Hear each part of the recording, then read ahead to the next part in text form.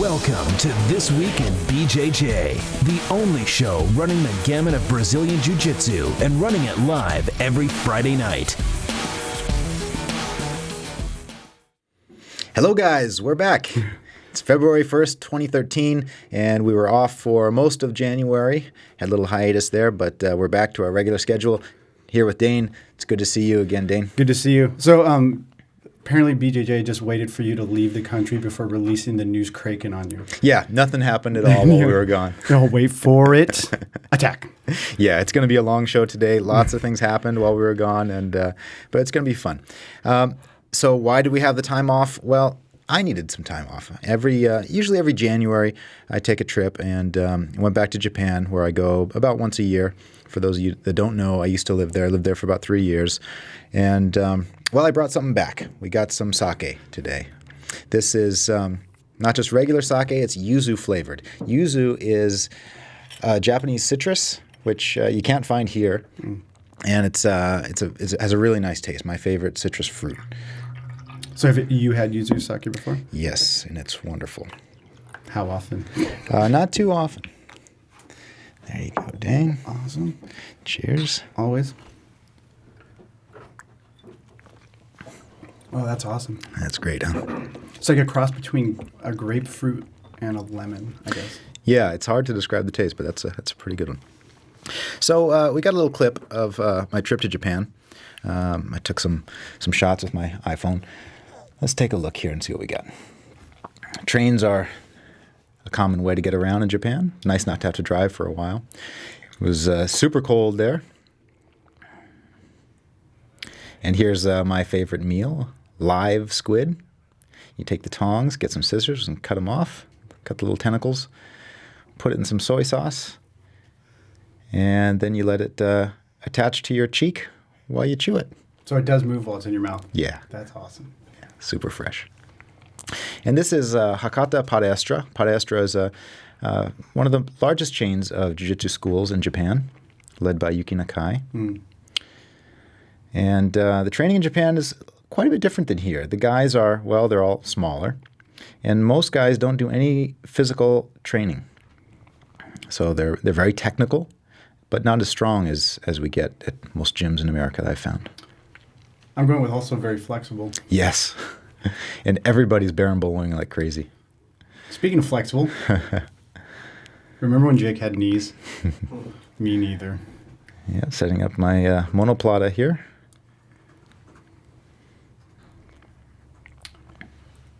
So in case anyone rolls with Jake, he really likes to do a technique exchange, lots of movement.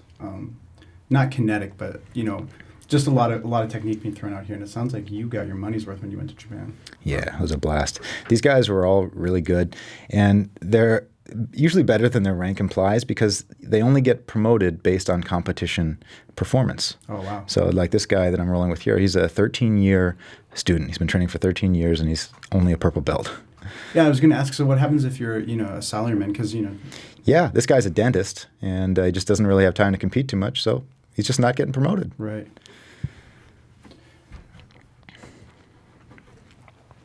Because I know Japanese work hours can be pretty gruesome. Yes. But for any of you guys that might be considering traveling to Japan, I'd encourage you to try to get some jiu-jitsu in. It's a really fun place to train. The iPhone takes great video. Mm-hmm. Their iPhone 5. Yep.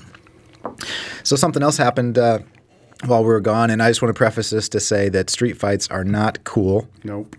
But this one was, I almost thought it was fake when I saw it. I know you haven't seen it yet. It looks fake, but I'm convinced that it's not. With that being said, let's take a look at the emo fight.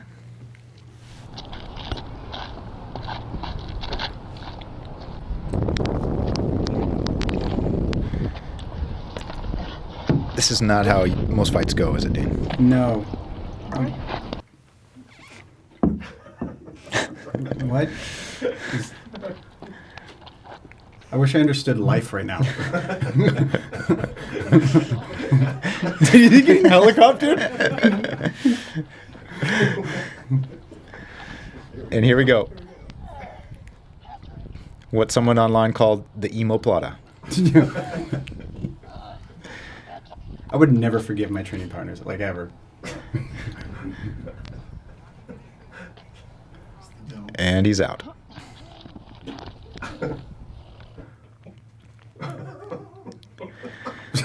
So yeah, not cool. Street fighting is not cool, but wow, that's not what you expect a fight to look like. Dude, that kid woke up and quit a job he didn't even have, dropped out of college he wasn't attending, just gave up on everything.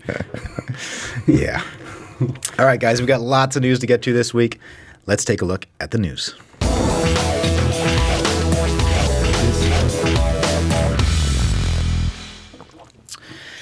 So, Dane, something happened while we were gone, and it's terrible news. And, it involved Lloyd Irvin and his team. Right. And just want to preface this by saying that rape is one of the worst things that can possibly happen to a person. But we can't possibly go through everything. So much happened with involving Lloyd Irvin in this situation. But suffice to say that on New Year's, 2 of his students were involved in a rape of their training partner. Right. The 2 guys were Matthew Maldonado and Nicholas Schultz. Now, both of these guys haven't been members of the team for very long. One of them, I think, 6 months, and another one a month. But they went out on New Year's Eve and raped a training partner, which I find disgusting. Yeah, I mean, obviously, rape is completely disgusting in and of itself. But especially when you're trading blood and sweat and whatnot with your training partners, that seems to be an even more betrayal of something really sacred. Yeah, a lot of people talk about their team as being family, right? And you're putting your limbs in their care, right? And that would be just about the last persons you would think to take advantage of you in a situation. Well, Terry, my girlfriend, when I first read this news, I asked her what's her take on it because she's a woman. She trains. She's one of the only. Well, at her gym, she's the only woman that trains consistently. And she has a team of dudes whom I trust and she trusts. And it's that trust that if she got in trouble, outside the gym or at a tournament, or if she were to get hurt, I would trust them to take her to the emergency room in the hospital. And I had her take on it. And she said the same thing, that, it didn't really change it. She didn't really start mistrusting her training partners. But I think something changed in the atmosphere of BJJ where, you kind of, something small tore just a little bit. Yeah, I think everybody started to think, like, could this happen to me or my training partners, Right.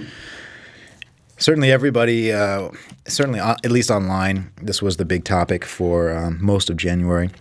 And then something else came up, and that was almost like a double whammy for Lloyd, and that was that he was involved in a gang rape in 1989. He was acquitted. He was found innocent.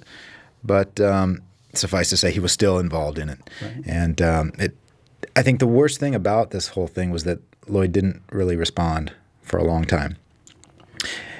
What he did was purchase the website LloydIrvinRape.com in an attempt to divert web searches to that website, which was advertising his rape prevention courses. So I think that was a pretty big mistake on his part. When you have these skeletons in your closet, I think the best thing to do is just to be honest about it and be upfront and acknowledge it and apologize, which he didn't do until January 22nd. Then he did issue an apology, and he had admitted that it was a mistake buying that URL.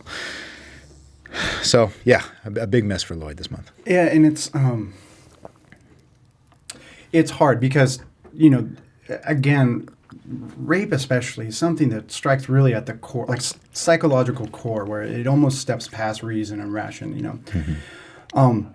But we also have to, I think we have to be careful to sort of address the situation and not necessarily resort completely to character assassination, or worse yet, just, have this whole mob effect and, just destroy a person.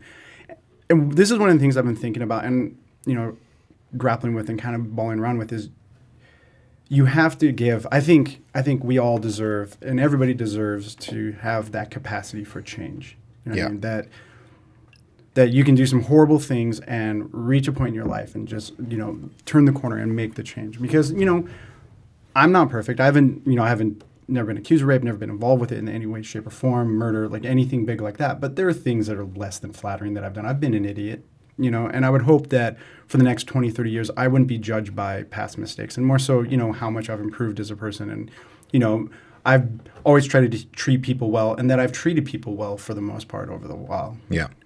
And Lloyd has done some great things for the sport. Mm-hmm. He's leading a super strong team, a small but strong team. Right. You know, he's before this happened, he was at the peak of his popularity. He did the BJJ Kumite, right. which the videos are still coming online. So, you know, I think he definitely has value to our community, and I just hope this, you know, he finds his way out of this mess.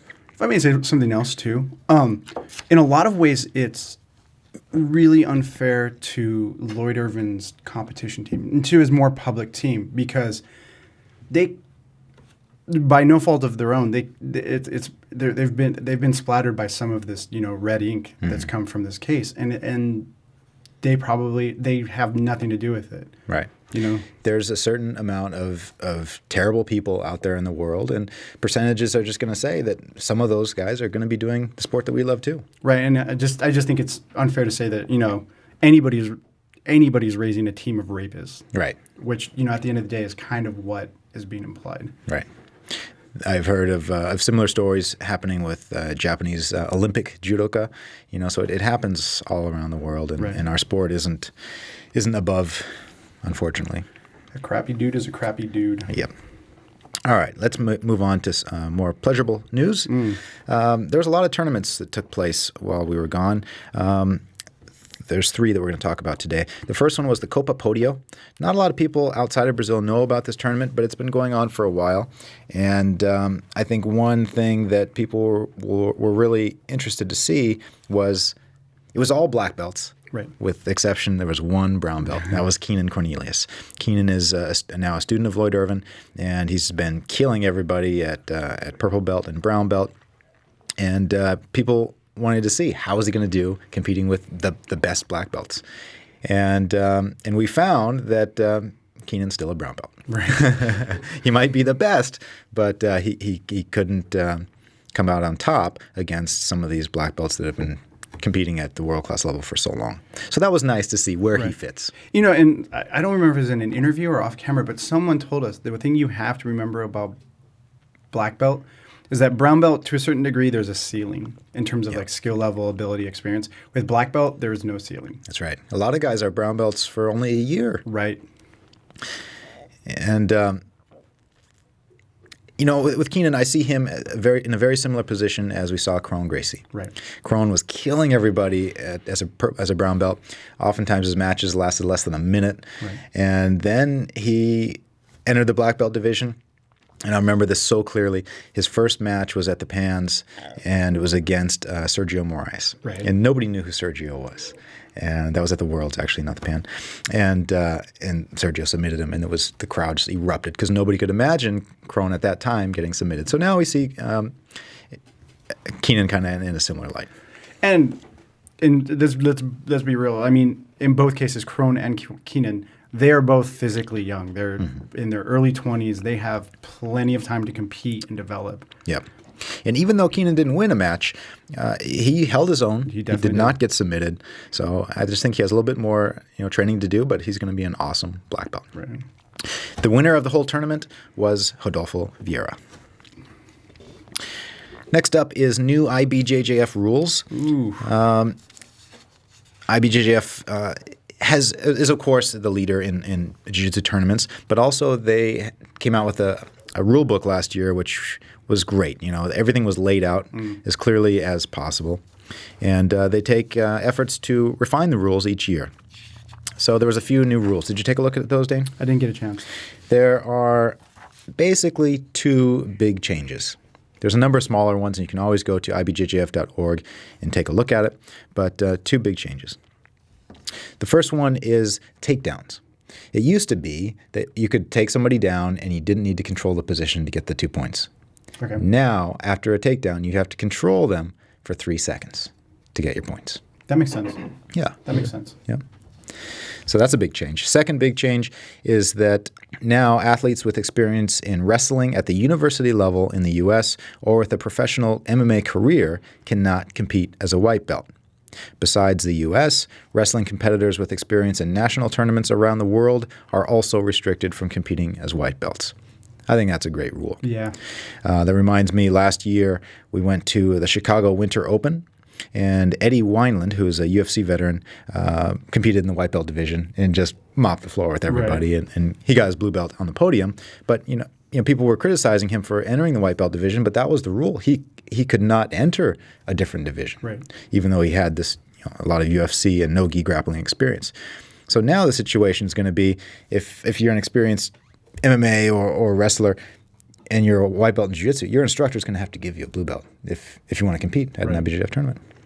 I mean, it's kind of like parsing the judo like rule, because in judo, what is it? If you have a black belt, you're awarded a blue belt in jiu-jitsu. It's kind of parsing that rule into other combat arts, because one, if you fight MMA, you have to address the ground game. Yeah. I mean, I guess you couldn't, but you're probably going to address the ground game. And same thing, and with wrestling, there's a lot of overlap between wrestling and jiu-jitsu. So I think though they don't have belts, I think it's a way for the IBJJF to parse, experience into belt levels. Yeah. And, how would you feel being a white belt, paying $100 or more to go into a tournament and face some UFC veteran?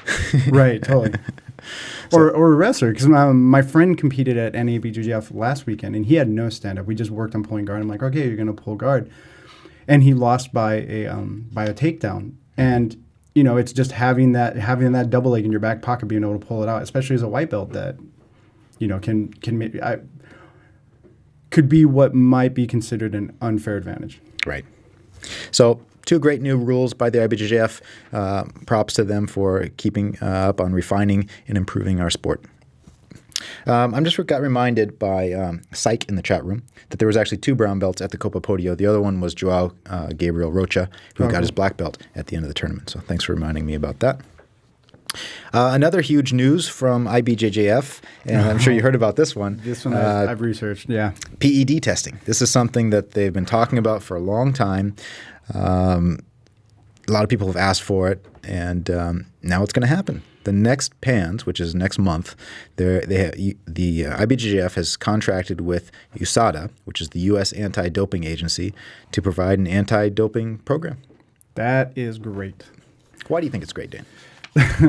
Beyond the fact of, we're not talking legality here. I think there's becoming this understanding that you can't compete at the top level as a black belt in jiu-jitsu without having done steroids in some way, shape, or form. Yeah.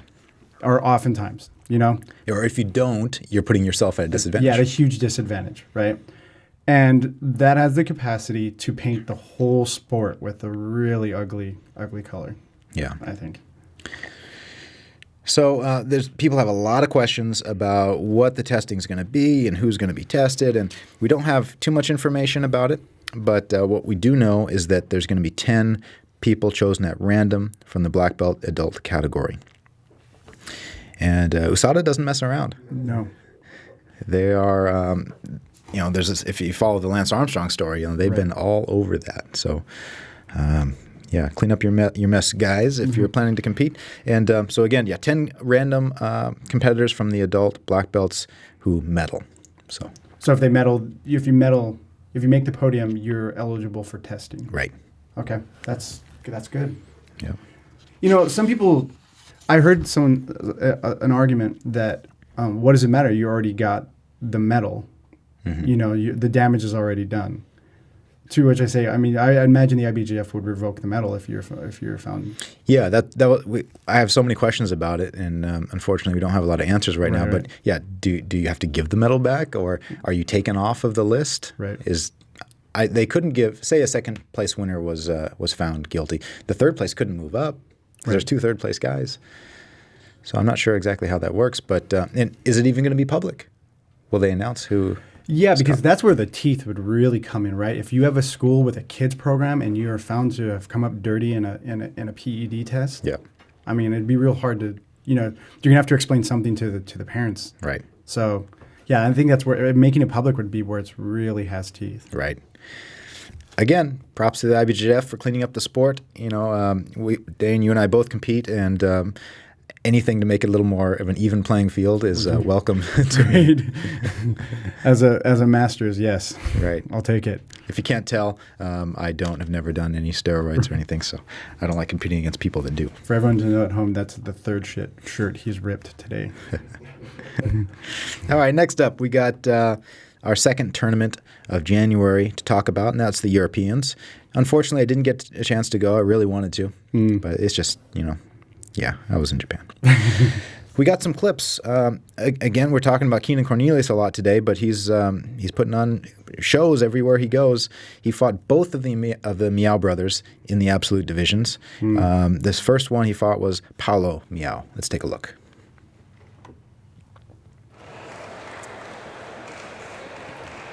These guys have fought a number of times, and it always looks like this. This is Kenan's strategy, and it's always the double guard pull position. And some people criticize them for that because it maybe doesn't look as martial as we want.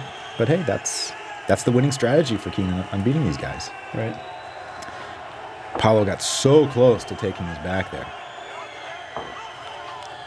Kenan did a great job of controlling that leg so he wouldn't get the points. You can tell he was threatened, though. Absolutely. And I've seen him in tournaments where he didn't look as threatened as he did there. Yep. Just a nice guard pass there. Right. That's the winning move right there. And regarding the double guard pull thing, the one thing you cannot accuse the Miao brothers of, especially when they pull guard, is of stalling. Oh, yeah. They hit the ground and they are active. Yep. And so I have no complaints if you are just trying to get it to the ground and trying to get something going. Yeah. They are so fast. Mm-hmm. And so then he beat one brother, and now he fought the second brother, Joao Miao.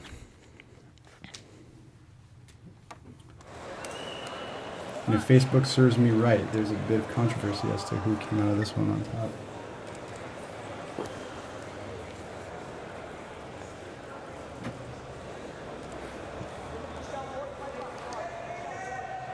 These guys and their rubber ankles. I'm totally going to replace my ankles with rubber bands.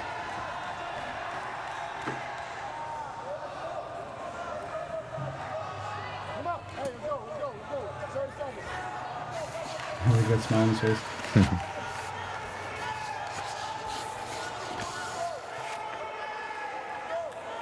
Nice Ezekiel there. And right now, you can't see it, but Kenan is straining his knee. Yeah, I remember seeing a picture on Facebook of him icing his knee. Wow. No controversy there, Dane. Yeah, no controversy there. Look at the crowds. That was a very well attended event. Yeah, the ref made a mistake there. Kenan almost had a heart attack. There's a controversy right there. Found it. Found the controversy. It's all over that. So the Europeans, a tournament that's growing every year. Great turnout this year. I'm just going to run through a list of the champions. At rooster weight was Brandon Mullins. At light feather was Lercio Fernandez. At featherweight was Cobrinha. Lightweight was Michel Roussel. Middleweight, Claudio Calasanz. Medium heavy, Romulo Bahal. Heavy, Demetrius Souza. Super heavy, Bernardo Faria. Ultra heavy, Alexander Trans, which is a nice championship title for him. And open weight, Leo Nogueira. Go. One more tournament to talk about, and that was the one last weekend, the Abu Dhabi Pro Trials in San Diego. Did you see any of those videos, Dane? I missed most of them. I saw a few of Majid. Yes. There were a lot of big names there. We're going to run through a few clips of them, but for sure, Magid was the standout. He was. He had a great performance. He didn't win, but for his first tournament at black belt, it's just so nice seeing new names pop up and spicing things up, and he certainly did that. First one we're going to take a look at is Magid versus Marcel Gonçalves. That's Majid in the white gi. His father is also a black belt.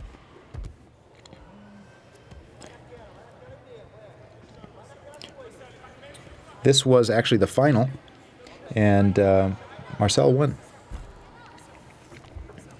Marcel played pretty conservatively, but very smart the whole time. Magid is known for his baseball choke.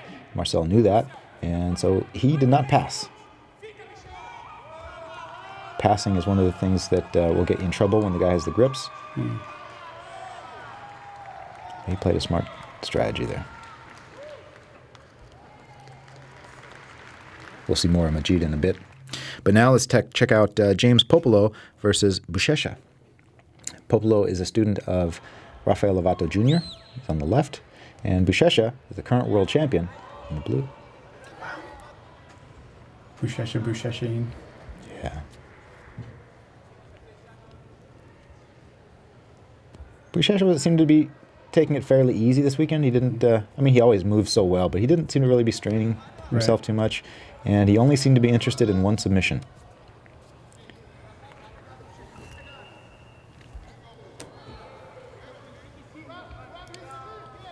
And that is leg submissions.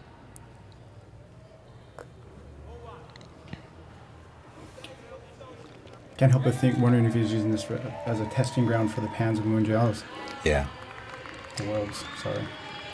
Yeah, his leg attacks have always been good, and so is his instructor, Kavaka. Right. Next week up, we got Elliot Kelly versus Tusa. Elliot Kelly's a pretty new name to competition, but he had a great weekend. He beat Eduardo Telles just the day before. This match stayed up on his feet most of the time, and Elliot looked great. Got so close. Of course, Tusa's stand-up is really good, too. Very good. IBJJ Pro winner. Tusa. Yep.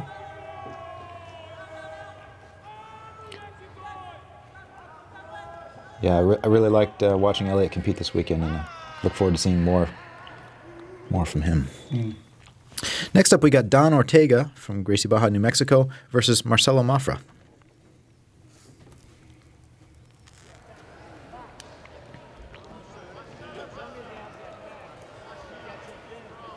Don Ortega trains with Tusa and Rafael Freitas.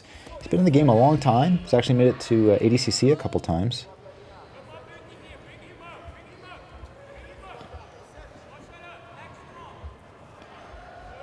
One of the top Americans in Gracie Baja.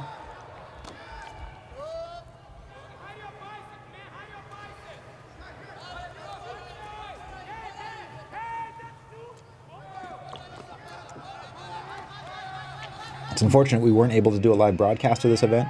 Unfortunately, the internet at the venue wasn't sufficient. Oh, wow. But certainly next year we plan to. Yeah, split decision here. That was a close one.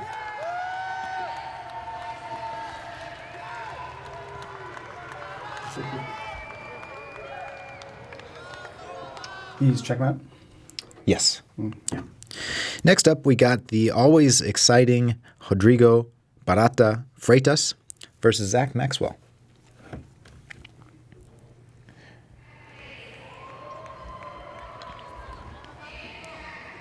No, this is not Barata. Yeah, same last name. Sorry, guys. Zack stone-faced as usual.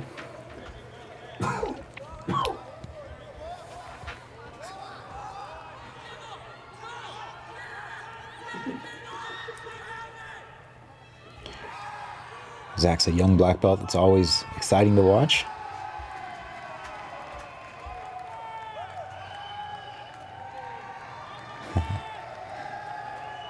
Nice expression there. Yeah. That was a very close match, but the decision goes to Zack. Now we got Barata. Rafael Barata Freitas taking on Barrett Yoshida. Barata always comes out super energetic. Yeah, he cannot be accused of being lethargic. Mm-hmm. Barrett is a veteran of the sport. Yes. Been around for a long time. Still performs well too. Yes. His academy's in San Diego as well. Yep. It's worth noting Barata has been chasing the MMA dream as well. Yes, he's been doing really well.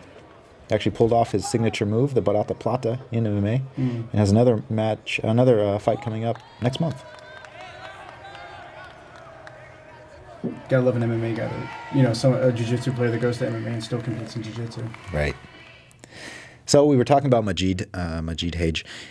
Again, he didn't win. He got second place, but he had some great matches. We're going to take a look at probably the best match of the weekend here. This is Majid taking on Clark Gracie. I wonder why these matches are great. Again, Majid just got his black belt. This is his first tournament at black belt, and to face Clark Gracie in your first tournament, that's has to be a little bit intimidating. And it's worth mentioning Clark is a very active black belt competitor. Yep, Clark is now mounted on Majid, but he's being choked. You can see he's out. Majid lets the ref know.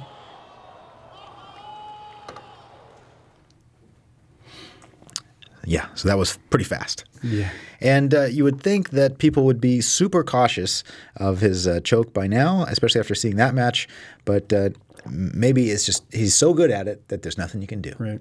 Here he takes on Zack Maxwell. Remember seeing the Instagram photo from when he pulls this off again, and yeah. So there he's got the grips.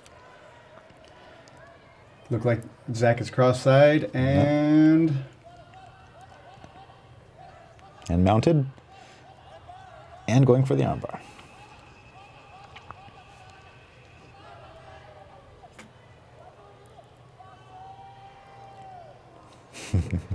It's a great expression there.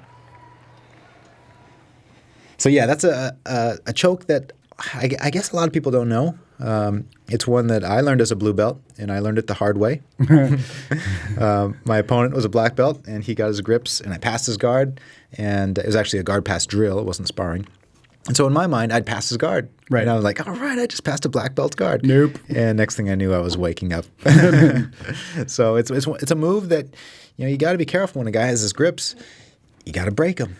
I mean, it's worth noting that there's a bit of a red herring there because we can identify it when someone's over us. Yes. And you sink the first grip and you're like, I know what's coming, and you block for it. But I think there's a false sense of confidence when you're either passing or on the top. Right. And, that kind of goes against jiu-jitsu logic. Logic is you want to improve your position. If you can mount, you mount. Right. But there's some times when you shouldn't mount, and that's one of them. Actually got a chance to talk to Majid a little bit, and let's hear what he had to say. So we got a new face in the black belt division at this tournament. Majid, how was your experience this weekend? Man, my weight division sucked because I lost my first fight, but the open weight was awesome, man. I put one of my biggest idols to sleep. I finished Zack Maxwell in like less than 2 minutes. It was great. It was a great day today. I've seen you competing for a number of years now, and I know you like the baseball choke, but do you think your competitors didn't know that about you? That you were so good at it? No, everybody knew. Zack Maxwell came to me before the fight. He knew. Everybody knows the choke, but everyone knows that Hage Gracie likes the cross choke, but no one can stop it, But isn't the idea when you're caught in the baseball choke to back away and to stop attacking? Because I've seen guys getting caught but still continuing the attack. Is that a smart tactic? There's a couple ways to get out of it, but if the guy gets too excited and keeps trying to pass, he's going to end up tapping, And a lot of times the guy forgets that he's getting choked because he's mounted or he has the knee on belly, and he falls asleep. Well, thanks for such exciting matches today. You are one of the most exciting fighters of the whole weekend. Thank you. I appreciate it. What's next for you? Man, the next trial is in Texas. The San Francisco, Pan Am's, everything this year, everything. All right, it's great to see some new blood in the black belt division. Thank you. I want to point out that Majid's Instagram name is Gorilla Hands. Does that have any play on his baseball choke? I think it does. So like even if you know the submission, it's like he alluded to, you probably can't do anything about it. I wonder if people. I mean, he brought it up in the interview. This is what has me thinking about it. I wonder if people think, one, there's a time limit, and two, when he has the grips and they're going to pass, like, I can hold off this choke long enough to get my 3 points and win this match. And I mean, apparently not, but I can't help but think, they start taking into consideration the time limit and they need to score points and they need to win into, putting themselves headfirst into a baseball choke. Right. So we put his 2 matches up on YouTube, and been getting a lot of views. I think people all across the country and probably the world are into this choke down, practicing it. I know I've been doing it all week, and so has a few of my classmates. I've seen it around. Yeah, it comes on quick, so be careful of that, guys. All right, still got some more things to talk about, but we're going to take a little break. Don't go anywhere. BudoVideos.com, home of the world's largest selection of quality jiu-jitsu kimonos. Shoyoroll, Storm, Tatami, Bull Terrier, Venom, and others. Styles from more than 30 top brands in stock and ready to ship. BudoVideos.com. You're only a click away from owning a new gi today. So we talked about some of the tournaments that happened in January, and now I want to mention something that's going to happen in March. This is going to be the weekend after the Pan Ams, and it's a new event called the Sub-Only Worlds, or SAO for short. This is put on by Eddie Bravo, and he's talked to us for quite a while about wanting to do this, and it's finally coming to fruition. But man, he's got some great ideas. Again, it's going to be on March 30th. It's for it's 170 pounders only. And the grand prize is $20,000. Wow. For grapplers, that's a lot of money. You can't make that money without going to Abu Dhabi. Right. And the match is going to be 15 minutes long with a 20-minute final. No points, no advantages, and draws end up in double DQs. Wow. So he's doing a lot of things to keep the action going. I think everybody has the question of how do we make jiu-jitsu more popular? How do we make it more interesting for people who don't do it? And one of the things to do is to push the action. So guys will get yellow cards for stalling, get 3 yellow cards, and you're DQ'd. See, it could be easy to say like, oh, people are doing these, trendy events where they're just, they're going to do one of these and that's going to be over with. But you and I talk about this all the time, like how badly we wish we could see another Hicks and Budo challenge, or have been at the few that were actually produced, right? Yeah. And I think that's the case with these, is that we're seeing awesome sub-only events with a novel rule set and actually a nice payoff. So I hope to see more tournaments like this that are kind of specialized and breaking from the norm. Yeah, and Eddie claims that he's going to do this once a month, which seems a little bit optimistic right now, but let's just get the first one out of the way first. I don't mean to do this to you, Eddie, but the math on that's $240,000 a year. I'm going to support it. Just want you to know, $200,000 and almost $250,000, my friend. But yeah, he's done some great thinking on getting this format, and with that much money on the line, I think people are really going to be pushing the pace. Yeah, if you're looking at double elimination, maybe even your first match, screw it, jump for a submission. Yeah. Flying baseball choke. And a few of the guys that are already scheduled to compete is Marco Machado. Oh, cool. Alberto Crane. Ooh. Jason Manley. Karen Darabedian. He's a black belt out of Go Course Gym. Enrico Coco. Bill Cooper. And Crone Gracie. So, no gi? It's funny. It's no gi, but Eddie says that you can wear your gi if you want to. Okay. So he's not hating. So it's less no gi and more gi optional. Yeah, I don't think anybody's going to wear a gi. That'd be foolish. And then 2, clearly it's not bound to jiu-jitsu. It's submission grappling. Right. Cool. Yeah. We are going to be doing the live broadcast here at Budo Videos. Again, that's going to be on March 30th. For more information, check out his website, subonlyworlds.com. And, one other guy that just signed up at the last minute here was Sean Roberts. Oh, cool. He's put on a great performance at Lloyd Irvin's BJJ Kumite. There'll be more guys signed up soon, and we'll keep you guys updated on that. Next up is Rolled Up, number 38. Wow, 38 episodes already. Next one is going to be was filmed at Alliance headquarters in Georgia, and we focused on 3 guys: Ian McPherson, the leader Jacare, and Lucas Lepre. Let's take a look at a clip.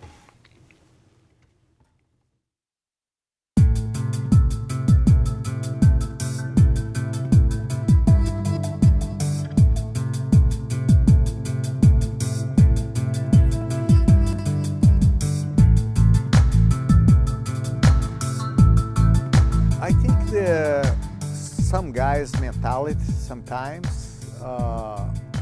They need to understand that Jiu-Jitsu is not just how you train and how you compete, but it's how you behave outside the mats. Most people, they are gentlemen, but we still have some guys that they don't understand the philosophy of the martial arts. That is a long journey, is a spiritual journey, and they have to evolve and get to be better individuals in general.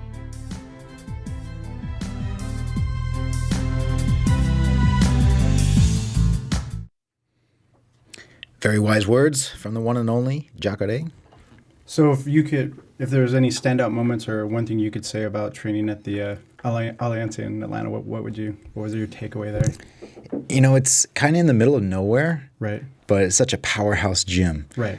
You would think that one of the top schools in the country would be in a big metropolitan area, but it's quite a ways away from downtown Atlanta. So I found that was interesting. But man, just a lot of really talented guys. You got Jacare in there, Lucas Lepre, and Ian McPherson. A couple other guys whose names are escaping me. All kind of in the countryside. That was fascinating for me. That's cool. Okay, we got a couple of guys that we need to congratulate. It's kind of a new thing on the show that we would like to congratulate the new black belts. So two guys here. First one is Nathan Mendelson. He trains out of Claudio Franca Jiu-Jitsu in Santa Cruz. He's 23 years old. He's been training for 13 years, and he started in Claudio's kids program. Worked his way all the way up from the kids white belt to adult black belt. Great job, Nathan. And the other guy is Mohamed. He's the very first black belt of the Savaresi BJJ Academy under Chris Savaresi, which is affiliated with Team Rafael Lovato Jr. Congratulations, guys.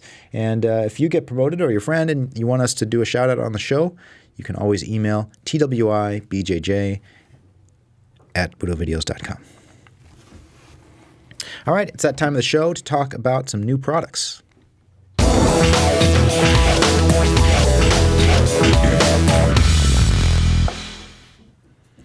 There's two gis I want to talk about today. One of them is going to go on sale on Monday. That is the Tatami Spirit of Japan gi. This is a gi that is the one that basically Ensign walked into the ring in his legendary Pride fights. They recreated it and is now going to be available in limited edition. Only have a small number of these. Again, they're going to go on sale on Budo Videos on Monday, and they'll be shipping out probably later on that week.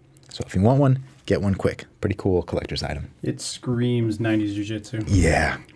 And Ensign Inoue. Cool dude. Next one up is the Shoyoroll Competitor Gi. This comes in white or blue. They're going to be on sale on Wednesday. And here's a clip.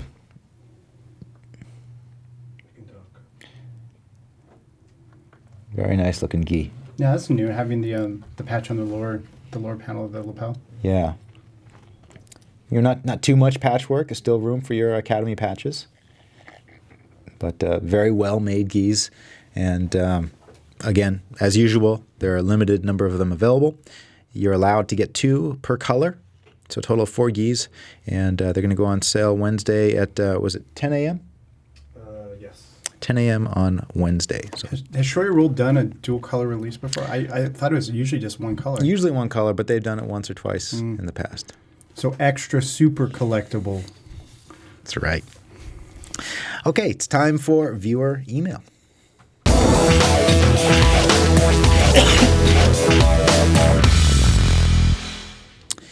We get mail every week, and if you have a question for us, you can always email us. Again, that email address is twibjj@BudoVideos.com. This one came in from Tony. He says, I'm a big fan of Rolled Up, and I'd like to start including some jiu-jitsu into my travels. Any tips on how to do that? Dane, you've traveled a little bit on your vacations. Absolutely. And have done so a lot on mine. I'll talk about my ideas in a moment, but Dane, do you have any tips for this guy? So there's always that short list of stuff that you always put in your bag. It's almost the first thing you pack in there, right? So towel, bathing suit, because I don't know how many times I've been there and been like, jacuzzi, not in my underwear, and gi. I pretty much always pack a gi now, like every single time. The other thing too is hit the internet and see where jiu-jitsu academies are. So if you're going to X location, look around there and see if you can find it. And be willing, schedule around it, make a day trip. Say, you know what, this is pretty far away, this is an hour away, but it would be cool to train at a new gym. I don't know the protocol on this, but I like to email or call ahead because I don't want it to come off as a dojo storm, but I just may be neurotic. And the other thing too is, and this may be going far, but maybe jiu-jitsu influences your vacation choices, you know, just either how long you go, when you go, or where you go. Why not go somewhere where there's also a gym? Because it's only going to add to your memories of whatever place you're going if you also get to train there and you make a few friends. Yep. And I've made friends all over the world through jiu-jitsu. And that's one of the beautiful things is you can go to a country where they don't even speak your language. And you can still train with them. You can still have a great time and find something that you have in common with people. Because you speak jiu-jitsu fluently. That's right. I would also add that you don't bring your double weave heaviest gi in the closet. Probably a lightweight gi. Preferably, I always take my Shoyoroll with ripstop pants. Those are the lightest ones because you don't want to be taking up too much room, especially for an international trip. And one issue is going to be washing. That might be a pain. Yeah, that's a question. But you know, worst case, you put that in the tub in the hotel. But yeah, just to add a little couple things that Dane mentioned was contacting the gym in advance is always a good idea, and also being prepared to make a little bit of a monetary donation is appropriate. Right. I usually bring an envelope and a little bit of cash. Also, defense wipes wouldn't go awry, especially if you have a long travel time between where you're going and then where you're staying. Very good point. So, Tony, I hope that answers your question. Wow, I think we made it through all the topics that we had to talk about. We still got one last thing, and that's the technique portion. We're going to have a little chat and learn a technique from Bruno Antunes. He's one of the Gracie Baja competitors. He trains with Homolo Bahal, so I'm sure that'll be something nice. So don't go anywhere. We'll be right back on the mats.